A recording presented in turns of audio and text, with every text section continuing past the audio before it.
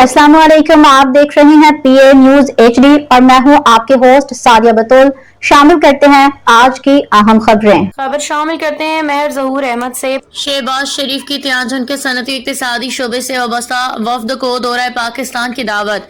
तियानजन वज़ीर आज़म मोहम्मद शहबाज शरीफ से communist party of China तियानजन के स्टैंडिंग मेंबर और तियानजन बनाई न्यू एरिया के पार्टी सेक्रेटरी लेवन माओ जिन ने वफद के हमरा मुलाकात की। शहबाज शरीफ ने सनती और इक्तिसादी शोबे से वाबस्ता नुमाया अफराद के वफद को पाकिस्तान का दौरा करने की दावत दी। मुलाकात के दौरान वज़ीर आज़म शहबाज शरीफ ने कहा कि पाकिस्तान और चीन की दोस्ती दुनिया भर में एक नुमाया और मुनफरद मुकाम रखती है।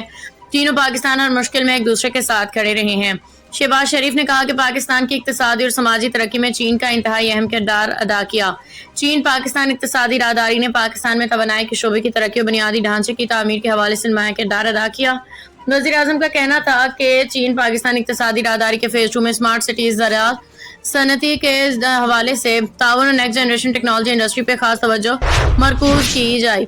उन्होंने कहा कि चीनी सदर इज़्ज़त माब शी जिनपिंग की ज़ेर क़यादत तियानजन की तरक्की देख के इंतहाई खुशी हुई है। तियानजन बनाई न्यू एरिया और पाकिस्तान के दरमियान इक़्तिसादी ताउन तजारत बढ़ाने के ख्वाहां हैं। न्यूज स्टूडियो से अब तक के लिए इतना ही। मजीद खबरों और अपडेट्स के लिए देखते रहिए पीए न्यूज एचडी।